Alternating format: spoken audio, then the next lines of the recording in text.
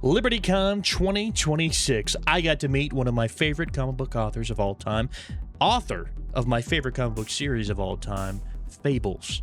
And we were able to talk about Fables and a couple different other topics. One of those being Coventry, one of his earlier works, one that he did everything on. He did art and he was the author on this. And he actually gives a huge shout out to Dr. No's in Marietta, Georgia, my local comic book store. And he gives a huge shout out to the former owner, Mr. Cliff Biggers. And I was going to give a huge shout out to Cliff. Hope you're enjoying retirement. It was cool being able to interview you on Free Comic Book Day this year when he actually retired. And again, hope Cliff is enjoying retirement. And Cliff, it just goes to show you how big your impact was on comic books all the way up, even up to till today. And so Mr. Willingham, he was here at the convention. He was up in Chattanooga, Tennessee, promoting his trilogy of prose novels coming out, which I'm really excited for. But we talk about everything under the sun that he's worked on, Mr. Willingham has, and it was just a great conversation. Hope you enjoy it, and don't forget to like, comment, subscribe, and I'll see you at the end of the video. Elementals, where does that come from? Elementals came accidentally. I was trying to break into comics. Right. I was living out on Stony Brook, Long Island, doing up samples for Marvel, DC, and then every once in a while taking the train into Manhattan and showing them around. Getting some good response, but lots of, this is coming along, but you're not there yet, kid. Right. Getting frustrated, starting to run out of money. I allowed myself a year in New York to break in, so to speak. And just then, all the independent comic companies were coming out, like Capital and First wasn't there yet, but at least announced their existence. But Pacific Comics, so various indie things. Gotcha. So I decided, well, I'm going to do samples for them and send them out. But unlike with Marvel and DC, I'm not going to do their characters and do, 14 different sets of samples. So I thought, okay, I'll just do generic samples to show that I can draw and send them out to all those places. I decided, I'd just come out of TSR D&D. Okay, superhero team based on the 4 elementals, hence the elementals.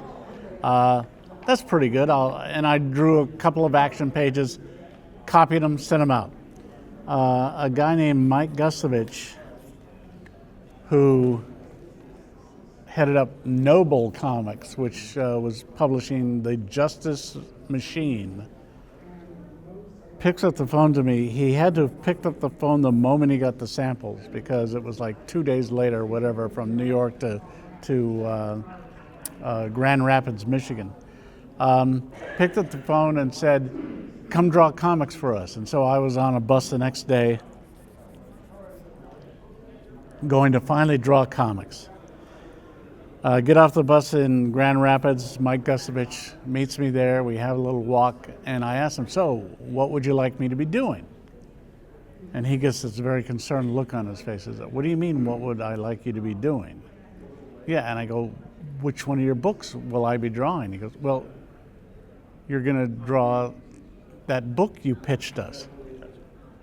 And that's when I realized I did not just provide art samples. I created a pitch for a book called The Elementals, and that's how the idea happened. And of course I said to him, oh yes, of course, I knew I would be doing that. Yeah. I was just saying I'm kind of fast if you need me to work on something else in addition. Yeah. So I think I covered myself very well.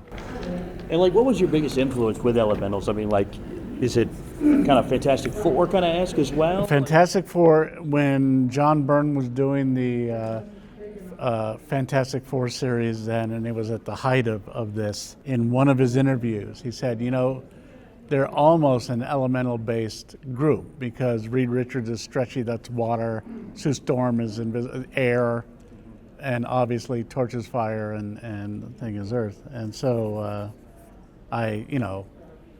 it's almost a swipe of that idea, except for I just took it slightly closer to the mythological roots. Right.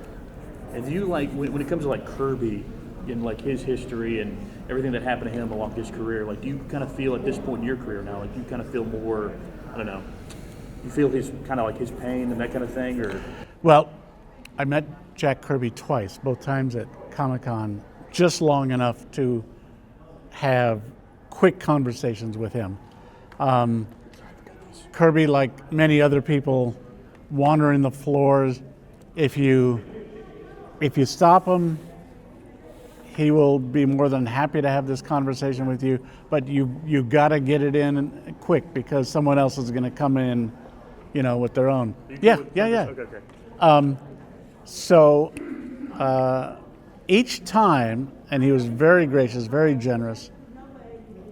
But each time he said, "You want to honor me," and this is when he was going through, his trials and tribulations. Because I talked about, I'd love to do this character. You're Thor. You're Fantastic Four. He goes, "You want to honor me? Create your own characters, because that's what I did, and that is the best way to say, you're my spiritual son, etc., etc." That's awesome.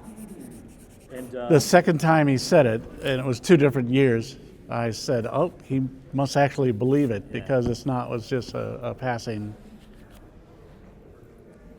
And can I make this out to you? Yeah. Also to Austin? Yeah, So Austin, USTI. I just want to make sure I appreciate you. Thank you.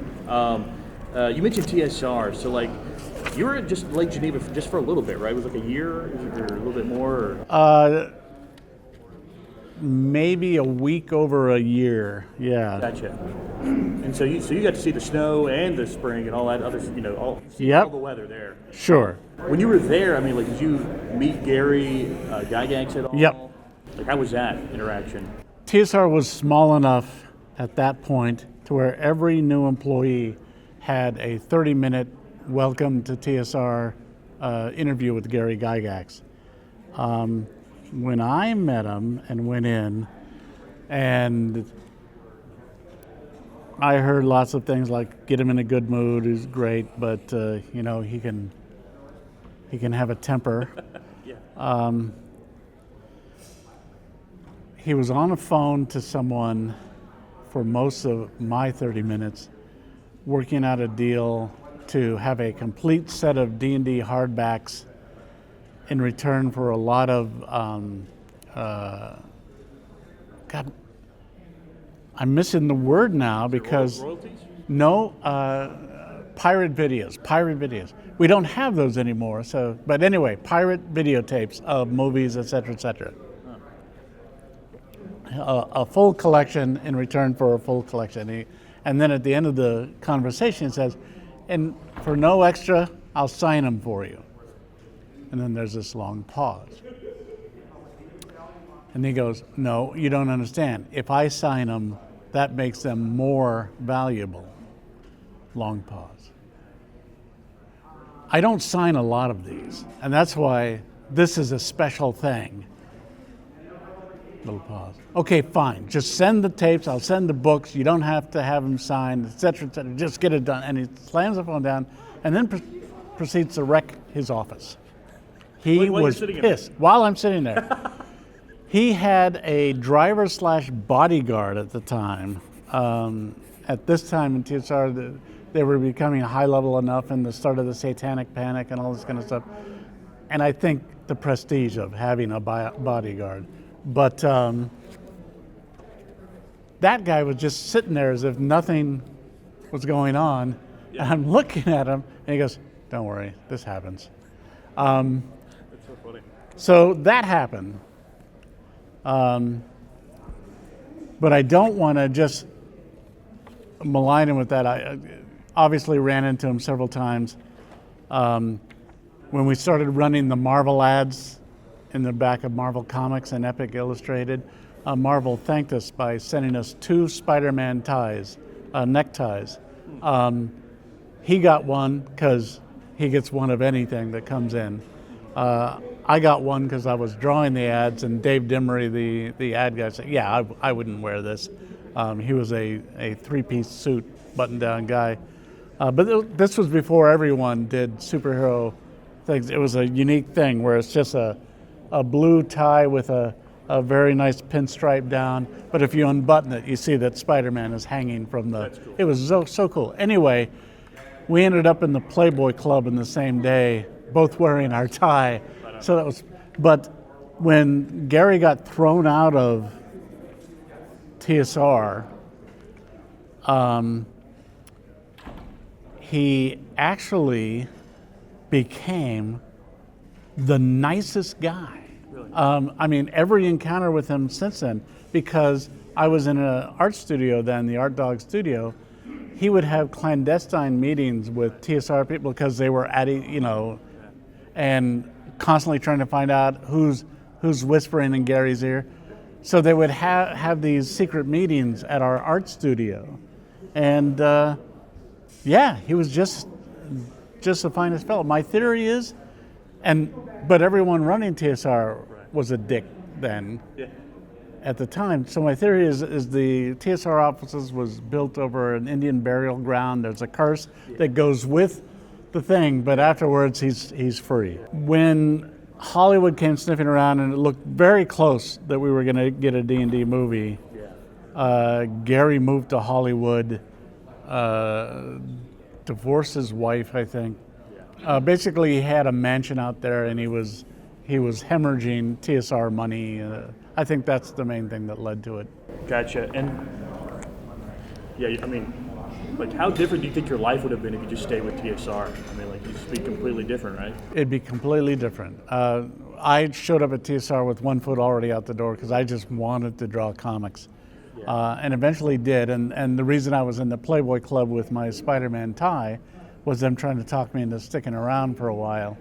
And then he was having a different meeting with someone else at a different table at the Playboy Club, though. I'm glad that the whole multiple universe theory is there, where at least one of me did stay and one of me went off to do comics, because there was so much that I was just getting to the point where I was beginning to like my artwork. And so I was, it would have been a nice what if.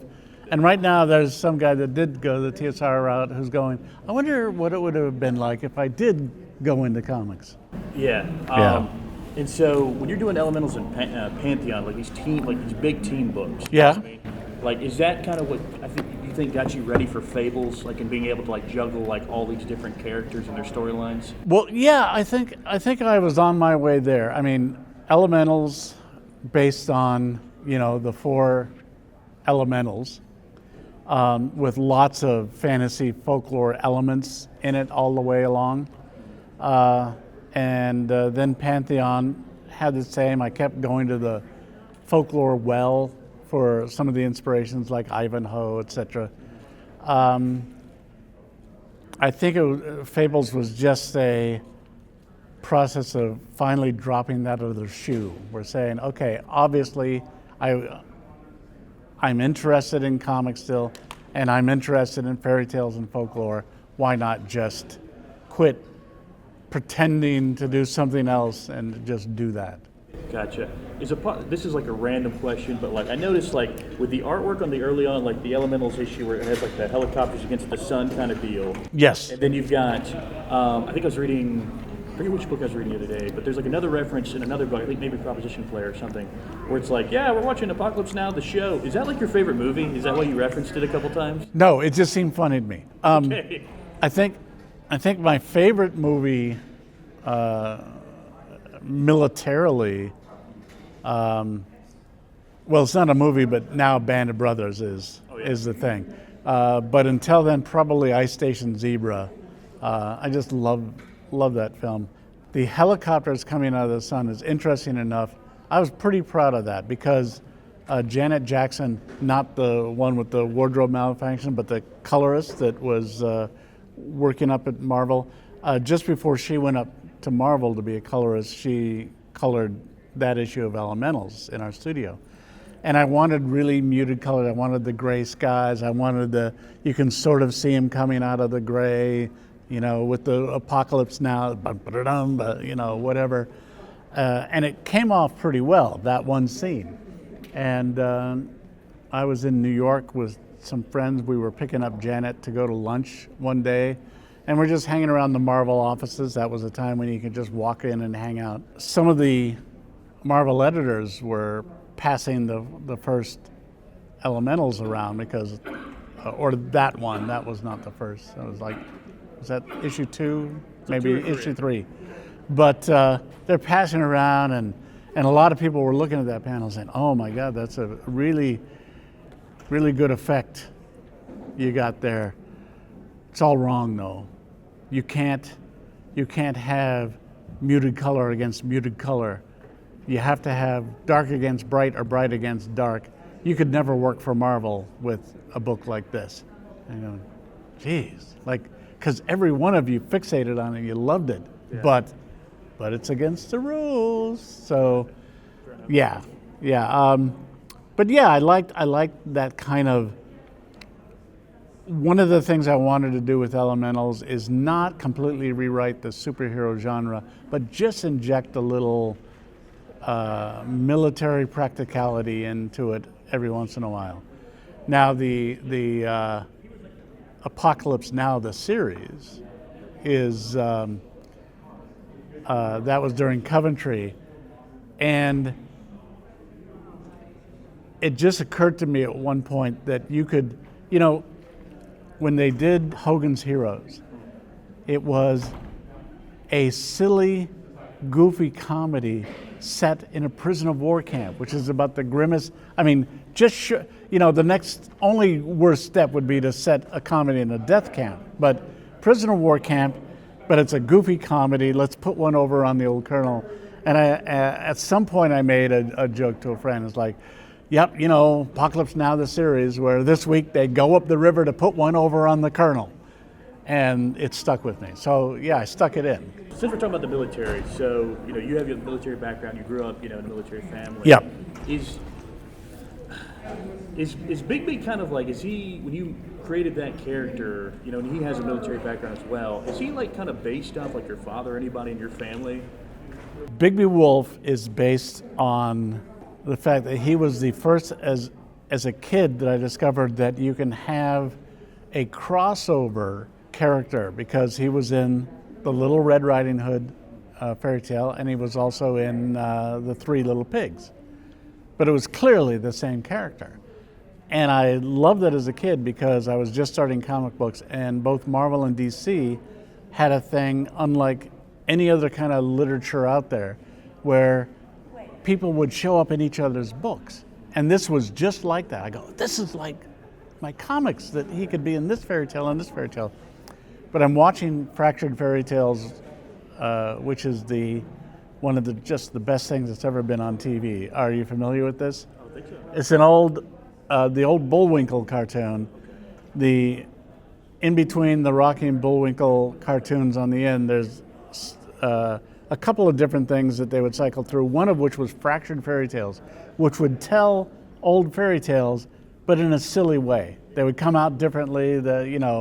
Bigby Wolf would run away with Red Riding Hood while the wood chopper's like, And I turned to my mother because it's like, this is not how the fairy tales go. Are they allowed to do this? Aren't they going to get in trouble? And she explained, I don't know if she used the word public domain to me, but she explained the fact that there's things that anyone can do anything with. And that just blew my mind. As a kid, it was planted. It's like, okay, I guess if I wanted to write my own fairy tales, I could, which just seemed amazing to me. And it stuck with me through my career. When I decided to do Fables, so I wanted the big bad wolf, clearly. If I kept him as a villain, I'd get to use him once or twice, maybe. But I hate recurring villains, because that really means incompetent heroes. So I said, well, but if I change him to a hero, I could use him often. So that was the decision. Then, and that's as much as I knew about the character, as he was a reformed big bad wolf. The military background kind of occurred to me somewhere along the ways. The him being as Megan. By the way, Megan is my editor on most things. Say hi, Megan. The fact that he became kind of the ideal for what I consider to be a great dad, that combination of I love my cubs and I would protect the hell out of them, but at the same time I can't protect them from I want them to go off, have dangers and adventures and stuff, otherwise they grow up timid, and you can't have timid wolves. So in that way, it was an idealization of my dad, because he was, we were always protected, we always had food on the table, et cetera, but his idea of teaching me to row a boat one day when I said, can I learn to row a boat, is we got to the shore, my brother and my dad got off to start lunch, and he pushed me in the boat out in the lake again. He goes, okay, when you get hungry, come on in. That's how I learned to row a boat. I learned to swim by. Good job, man. I learned a lot of things by being just tossed into them. So he was the type of don't overprotect. So there is some of my dad in there. Wolf Among Us, like the game. Have you played it? Like, do you know anything of like? I played it through once with the Telltale Games people as a kind of a video. Right. Look at the guy who wrote Fables playing it through. I played it through once completely. I was curious because in a game you have to give the players options of doing this rather than this rather than this. I just wanted to make sure that in the entire playthrough there's at least one of those 4 options each time that I considered Bigby would be, that's authentic Bigby. The others, maybe not so much. I consulted on the original script for Wolf Among Us, but by the time they actually came out with it, they rewrote everything and changed characters in ways I didn't like. So I'm not excited by it, but it is what it is. Gotcha. And so like your version of the character, he's big, letter B, dot wolf. Is he like this? Like, how does that work in the public domain, like kind of sphere with everything that's happened? Like, because there's like Big Bad Wolf, but he's like Bigby Wolf. Is he still technically the Big Bad Wolf, or how does that work? He's still the Big Bad Wolf in the sense of the fairy tale character, and that is public domain. Gotcha. He, as Bigby Wolf, this iteration, especially someone who can now assume human form, is now a sheriff, of Fables and stuff, that was all copyrightable. That was all, trademarked and owned by me until I decided to give it all back to the public domain. So now anyone can do Bigby Wolf. Gotcha. And this might be kind of a loaded question. Who's your favorite Fable? Is it Bigby, or is it? It changes. How deep into the series have you gotten so far? Well, I read pretty far the last time I was reading the series. Now I'm really close to issue 100, and I'm almost done with Jack of Fables. So my question is, like, since Jack got his own spinoff, would he technically like be your favorite, or like? No, the reason Jack got his own spinoff is I decided to. Part of writing Fables was the attempt to write myself into a corner, just to challenge myself. And so there was a line in one of the Fables where Jack got in trouble again, and so he was ordered out of Fabletown, and the last caption was, and he was never seen in Fabletown again. Right. And so I was just going to have him be out of the series for a little while, and maybe come back and haunt the farm for a while or something, get in trouble out there. Right. Shelley Bond, the Fables editor, said, if Jack left the series, let's spin him off. So she wanted that. I just wanted to call the series Jack.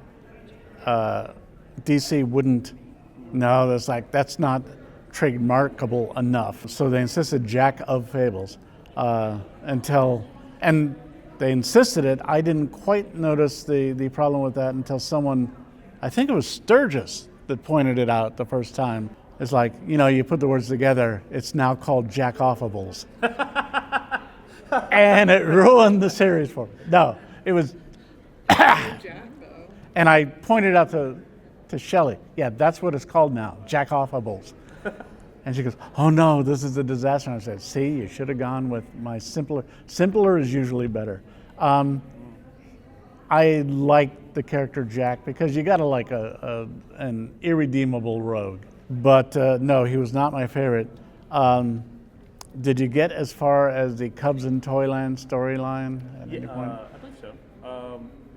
His kids and Dare's sacrifice. I got to the point where I know Jack was teaching them to smoke and play black. Yeah. Stuff. Is that what you're talking? Is that past there or is that different? It's a little past there.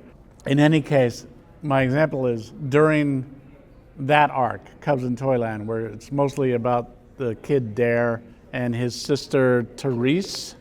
They go off and have their own adventure. Well, during that time, Dare was my favorite character. During the Boy Blue Invades the Homelands, well, he was clearly my favorite character. So it switches because I just, when I took a character in and said, let's go have an adventure with him, I get as deep into the character as I possibly can. So, of course, the romance begins. Ambrose, him going, basically restarting Camelot, of course he was my favorite character during that time, and so on. Yeah, I love it. Not too long ago, I read the baseball issue, and I was like, I loved it. It was I don't know, it's just a random kind of spin-off, but I was like, you'd already established the baseball, all that stuff, and where Boy Blue is buried up there. Yep. Were you really a proposition player in Vegas? I was. Can you tell me about that? As a matter of fact, if you look at Proposition Player, the casino I worked at was called the El Cortez. It was not called the Thunder Road, but that was the casino that you can see there. I was a Proposition Player. It was a smaller poker room than the one I showed. I wanted to show a more successful casino. It was a two-table poker room, so I was one of, at peak times, there was two of us on duty at any given time, because the one thing you don't want in a casino is for the game to die just because there's not enough people in the seats. You have to keep the seats filled. Usually there was only one of us on duty at a time. But the idea of the proposition player is not a shill, not playing with the house money. You have to play with your own money because unlike they use shills and blackjack and stuff like that, because if they lose the house money back to the house. But in poker, if you lose the house money, you could potentially lose it to other customers that are going to walk out the door with it. They did not want that. So they use prop players. You use your own money, you play tight, you try not to lose, et cetera, and they pay you, I think I was getting $5 an hour to do that. And the purpose was to fill an empty seat to keep the game going, but when a real customer comes along and wants to play, you have to give up your seat. So it's hit and run poker, and the one thing it teaches you is to get your game as tight as it possibly can be. You're not a big gambler. You're not a wheeler dealer. You just play a really tight conservative game, and you don't know how long you get to stay in because some customer might boot you anytime. But yes, for a year. So you did it for a year. Yeah, about that. How old were you around that time?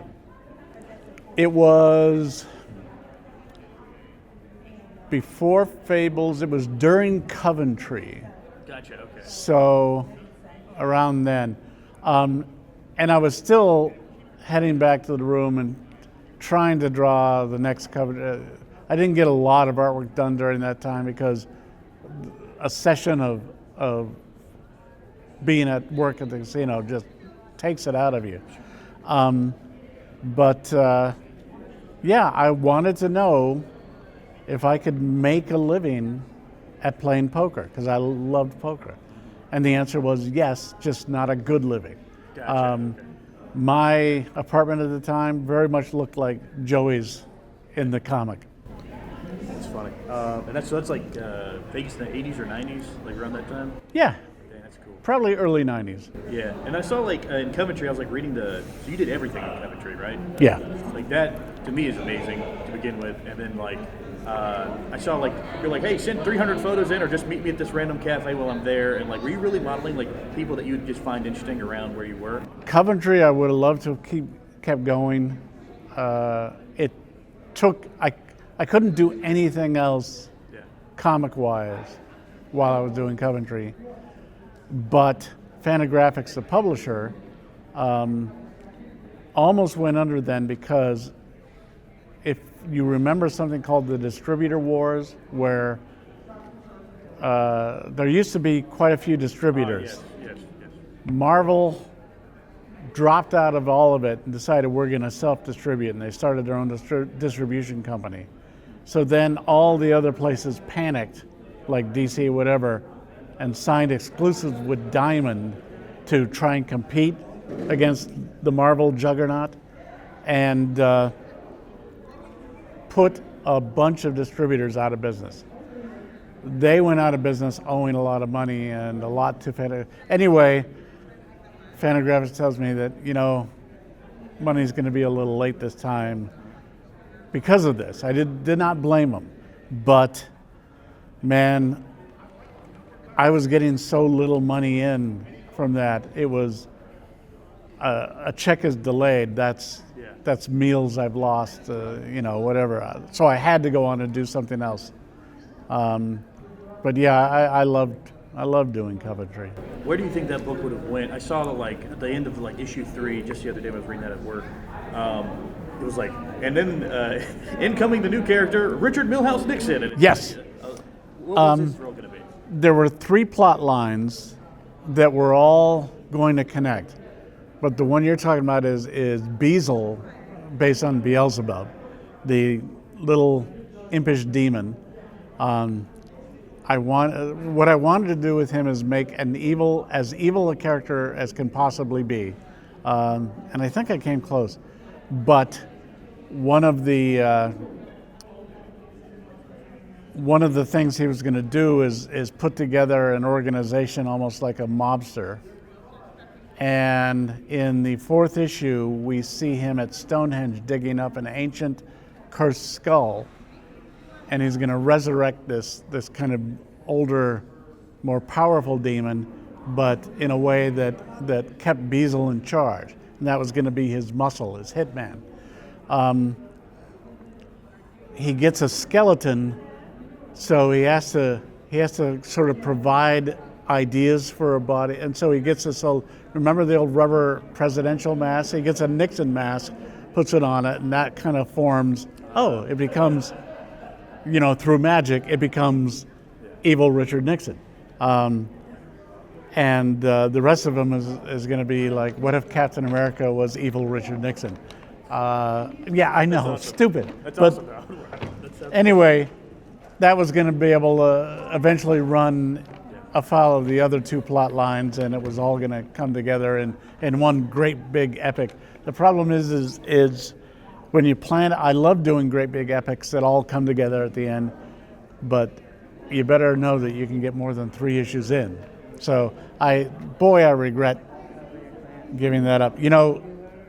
It was up for the first time I was nominated for an Eisner was for Best New Series. Wow. But it was up against Leave It to Chance and Barry Windsor Smith's Storyteller, both of which, so I had no chance. Leave It to Chance actually won, and should have. It was just a remarkable series. Too bad that ended, because, and I don't know why, but in any case, yeah, I love Coventry. And then I read in the back of one of those, like when you're answering the questions, that kind of thing, you mentioned like the Ugly American tour, where you're like, I'm going to go to Mexico, find me a wife, that kind of thing. This many years later, like I'm a 31-year-old man, I turned 31 on Friday, and I don't have a wife yet. And I'm like, it sounds familiar right here. So I'm asking you, does that work? No, it was a joke on, I had a friend at the time who was the publisher of Fantasy Games Unlimited. His name was Scott Bazar, and boy is that name earned. But he was a typical New York, Long Island Jewish man but I think halfway to just piss off his parents. His dad was a lawyer, his mother was a controlling, just a horrible person. But he kept marrying Asian women. And his first marriage, he was already divorced. His parents only found out that such a first marriage existed after the fact. But he was married to a woman I liked. She had an acerbic sense of humor. But anyway, they eventually divorced, and actually she divorced him so that she could run off with one of Scott's friends who kept coming over to babysit the kids. Anyway, so Scott goes to the Philippines to get his next one. It was just like, okay, time for the next one. And he goes on a trip. So the joke was, oh, Scott, you don't do mail order brides, you do takeout. You go to the Philippines and you do it. So it was partially a joke on that, and partially at the time, Hong Kong was about to revert from the Brits back to mainland China. And I said to myself, I wish I had the kind of money to, charter a plane, get to Hong Kong while it's still British thing, and all these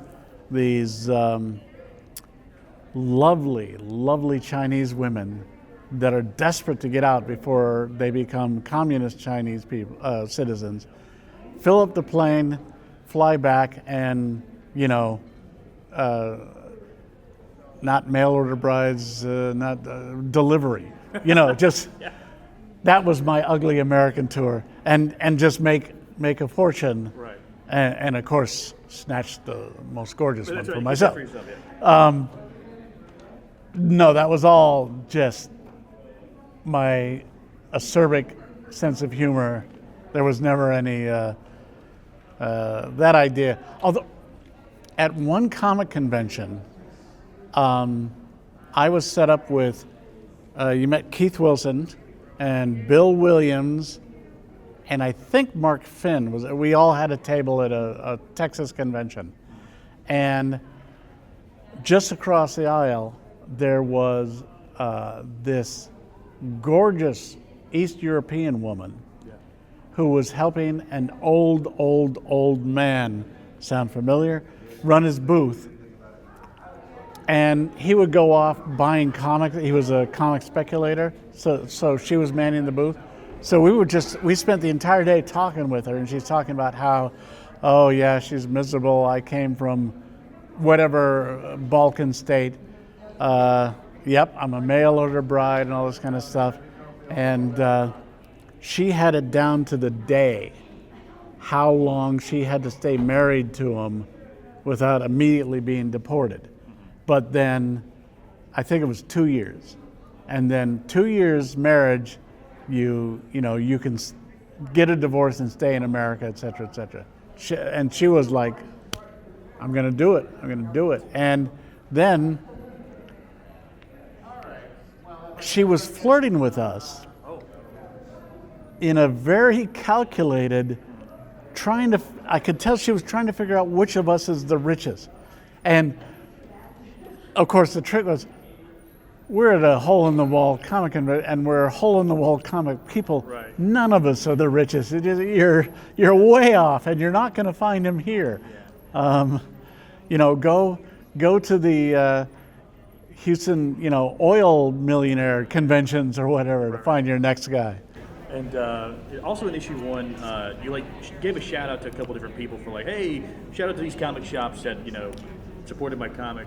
Yeah. One of those people is actually my local comic shop. His name's Cliff Biggers from Dr. Nose in Marietta. Do you know that guy?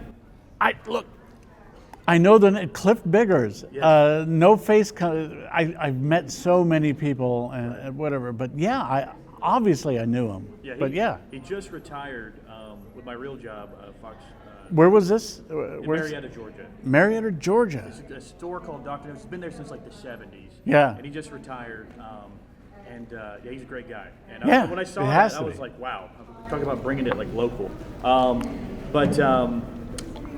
I know we were like running out of time, and you just stop me whenever. But Vertigo, like how many people does Fables have to credit Vertigo just how well Sandman did in those early days of Vertigo? Because I know you worked on some of the spin-offs with Thessaly and Verve and all that other stuff. Is Sandman what kind of laid the ground, kind of the groundwork? Karen Berger was the editor of Alan Moore's run on Swamp Thing. And even though Swamp Thing was a DCU book because Vertigo didn't exist then, it really is kind of the first Vertigo. It's we're not going to do DCU type comics, we're going to do these kinds of comics. And was probably the 300-pound gorilla, because that run just was made them a fortune. And probably the reason DC agreed is you want to spin off your own imprint and do more like this? And just before Vertigo existed, she was made officially the ambassador to English talent, where they would just send her over to are there other people like Alan Moore? We want them all. And that's how she met Neil Gaiman. She met anyone that's British. I was accused of being a British writer because, obviously, if you're a Vertigo, you're a Brit. And so she did that for a while and then they said, yeah, let's formalize it, Vertigo. So Swamp Thing was the big thing. Then I think, not Preacher first, there was something else, maybe Shade the Changeman, something like that was kind of a big thing. Then Sandman came along, and it was the big thing. As Sandman was beginning to taper off, Preacher was still the big thing, and then that ended, and then Fables, I think, was kind of the next. But the pattern was, in Vertigo, we always have the 300-pound gorilla, the big thing that's keeping us afloat so that we could do all of these little passion projects as well. So it had its place for a while, mostly because Jeanette Kahn was leaving DC to go be a movie producer. She was halfway out the door when my pitch came in, and I think her attitude was, I can get a movie out of this. So she basically told them, yes, we're accepting this pitch. And that actually gave me a clout because Karen Berger said, I can't see how you could get more than 6 issues out of this premise. Why don't we just do a miniseries? And I said, no, it's a ongoing or nothing. Because I had, her boss in my corner. But also Bob Wayne, who ran DC marketing, he was a powerhouse. He looked at this and said, I like this. This is what we're going to market. Right. DC doesn't market all of his books. It picks and chooses, this one, this. Bob Wayne looked at it, liked it, promoted it, and that was one of the reasons that nice. Fables became big. Which is weird because I always thought Bob Wayne hated me until then. Another old Texas guy, and he used to run a comic. I don't know. I always got the impression I pissed him off at some point.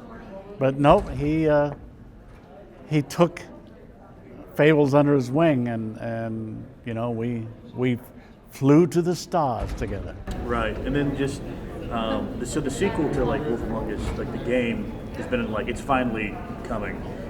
Yeah, so maybe. Yeah, they've announced that it's nigh many times. So is it reassuring or is it kind of concerning to you, when it comes to Bigby as a character and everybody else that's in that game? Do you feel it's a good thing that the character is still out there doing things, and that people will probably come to Fables after play the game? Yes, and that happened a lot with the first one. Now that Fables is public domain and anyone can do anything they want with these characters, I'm not as protective. So, the second one happens, it doesn't happen, I've got nothing to do with it. The books are their own thing. The idea, plus Fables was going to be a movie so many times, and I've read so many scripts of here's what we're going to do as Fable. And not a single one of the people that wrote these, like, this is my version of Fables, understood any of it. And then I began to realize, you're never going to get a pure interpretation. Even what's his name's Lord of the Rings movies, pretty close, but there's still some, modernization to it. So when I became resigned to the fact that I'm never going to get Fables as anything but the books, but that's good. The books are the only thing that matter. They're awesome. Yeah. And then I guess last thing is, before we wrap up, it's just talk to me about your upcoming book. I'm so excited for it, and I know it's going to be awesome. It's 3 prose novels. It's the overarching name is the Outrider. That's the main character. He's one of these mysterious. You never know his real name. He's given several nicknames, like the Black Knight, the Demon Knight, etc., and amongst others, the Outrider. The first of these is called The Giant, the Witch, and the Warlord, a little wink to, well, if you don't know, you need to know. The second is called The Sorcerer, and the third is called The King of the West. Not the King in the West, as they keep trying, because that makes it sound like Game of Thrones, King of the North, It's the King of the West. The whole book, the whole trilogy is Outrider is on a quest because he's got a vow to fulfill, and you eventually learn along the way what that is. But that comes together with, in the west of ancient Europe, there was a place that used to exist between the mainland and the British Isles and stuff. They called Doggerland. And it's named Doggerland because it was low, swampy area, and apparently it had something to do with the flat boats that they would use to navigate them. But I set it there, and it's like this vast, untamed wilderness that all these competing armies are trying to, I'm going to be the king in the West. And some of those armies were more noble than others and had higher goals. Some were more scoundrels, etc. So that's playing out, and it all kind of comes together. I'm going to give away the ending. The trilogy ends when whoever actually becomes the King of the West becomes the King of the West. Nice. But that's awesome. An Outrider, we won't say whether or not he actually, he's a Conan-esque character, but working under a solemn vow and basically unabashed good guy.